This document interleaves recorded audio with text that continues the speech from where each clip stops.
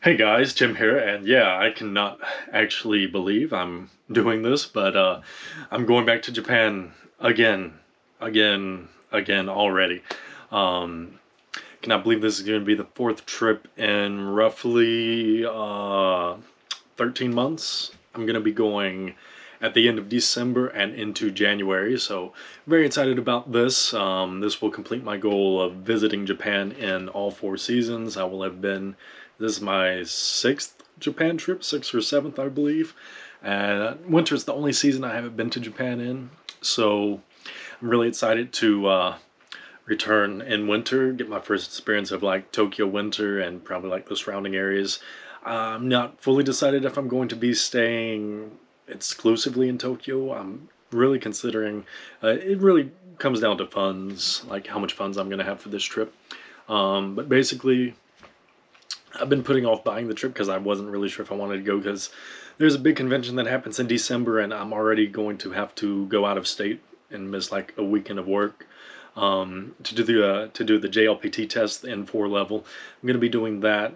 Got to go out of state. It's like 6 hours away. What I gotta drive and I'm gonna stay there for like 2 or 3 days. Looking forward to that actually. Getting that test out of the way, trying to cram for that, trying to cram for college right now. Fall break just ended last week, I believe, last week or the week before. It's really hard to keep track of everything, just so busy. Like two jobs, full time college, doing these Japan trips, trying to make money for that is just, it's really intense. It's really intense.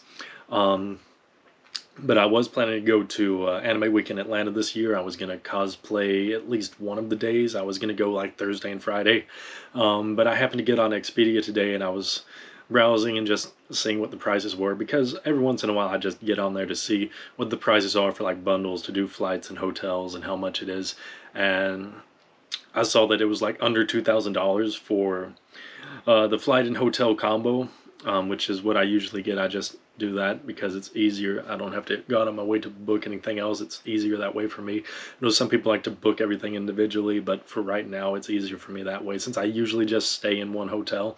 If I was traveling around and staying in different hotels, yeah, it would probably be easier, but with me staying in the same hotel, it's just easier this way.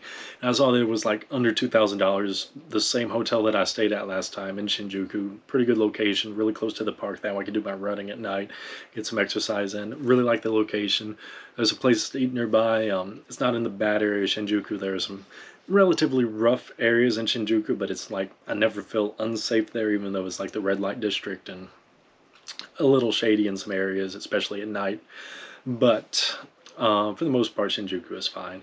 And the area I'm staying in is kind of just right on the outskirts. Don't remember the name of the station, but there's a station literally like two buildings like down from where my hotel is. So really nice, easy walk, easy to get around, good location. Gonna be staying there again. Again, only doing 2 weeks this time. That's all I can.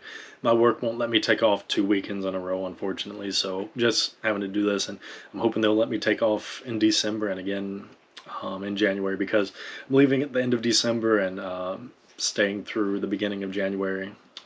So the weekend that I'll be requesting off is in January. So hopefully they'll let me get by with that. So looking forward to this. But as far as like attractions, I'm really not sure what to do this time in Tokyo, which is one of the reasons I'm making this video. I'm asking is like, does anyone know any events that are going on? I usually make videos like this asking if anyone knows any attractions that are like temporary, like anime events, stuff like that.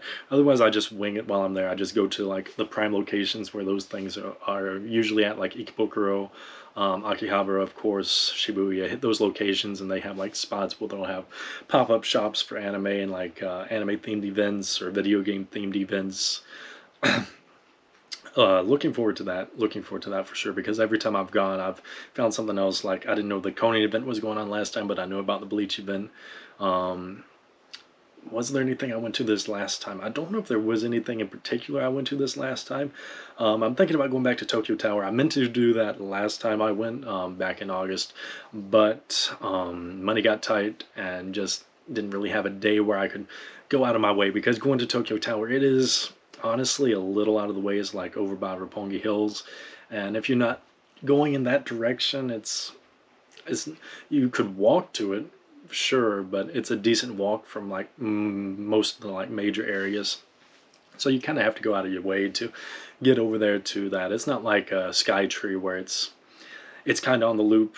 You can get there relatively easily. It's easy to get to. You don't have to make too many transfers to get to Skytree. Might go to Skytree again too. I'm sure they'll have like because last year when I went in November, they had like Christmas decorations and stuff. It was really pretty going out there. So going in the new year, they might still have stuff like that. It'd be pretty cool to see. Probably going to hit most of the same locations that I always hit, all the main locations in Tokyo. Probably going to try to hit some areas outside of Tokyo I haven't been before. Saitama is relatively close. I don't think I've ever been up there.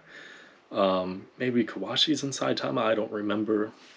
Shiba, I haven't been to Shiba. Might go over there. There's just some more areas that I want to get to. Probably gonna go back to Yokohama. I didn't go last time, but I went back in May. Went down to Yokohama.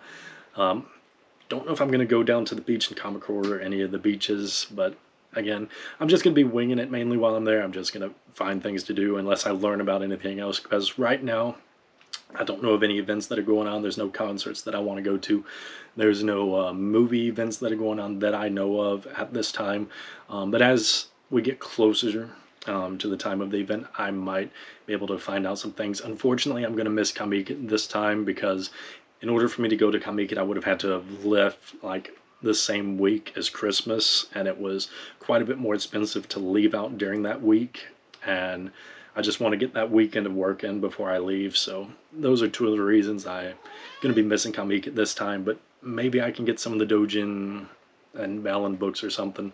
Again, this time it's not so much collecting because this is hurting the bank account quite a bit. Like 4 Japan trips in a little over a year. That's a lot of money to be putting out in Japan trips, just in travel and like living expenses alone, not let alone all the events that I usually do and all the stuff that I buy. So this trip, we're just gonna have to see. I'm winging it.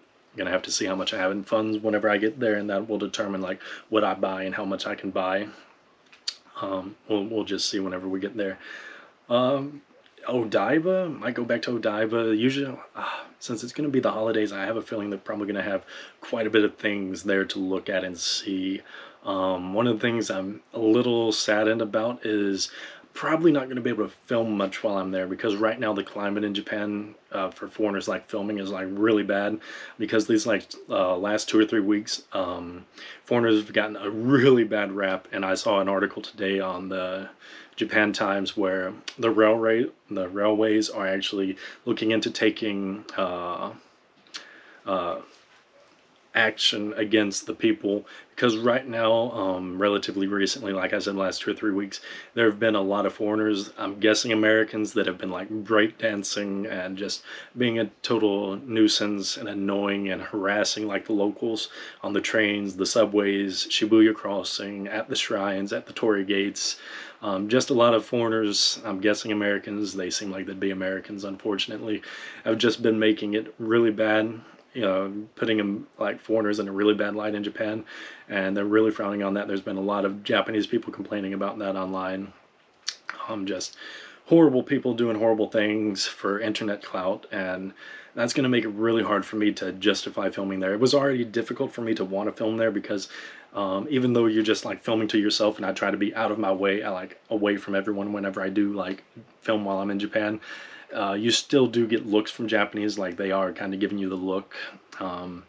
Unfortunately, that's the way it is now post-COVID. A bunch of people have gone there and basically being an ass of themselves and being a complete, total nuisance to the Japanese. And unfortunately, all of us foreigners are having to deal with the repercussions of the select few people that have gone there and kind of ruined it for everyone. So I'm not sure how much filming I'm going to do while I'm there, as far as like holding the GoPro, because that's one of the things that draws attention to you. It's not as bad with your phone, so I'm still going to probably be able to take pictures pretty well, maybe film a little bit on my phone, I'm not sure, but I'm not sure if I'm going to be able to really film much on the GoPro this time, unfortunately, unless I am at like an event, like an anime event to film, like the Rent-A-Girlfriend event or the Conan event, stuff like that. I'm sure I could get away with filming a little bit more, but as far as filming in public and walking around, yeah, I don't think I'm going to really be able to chance doing that, unfortunately. But I am very excited to go back, looking forward to it, hopefully passing the JLPT this December.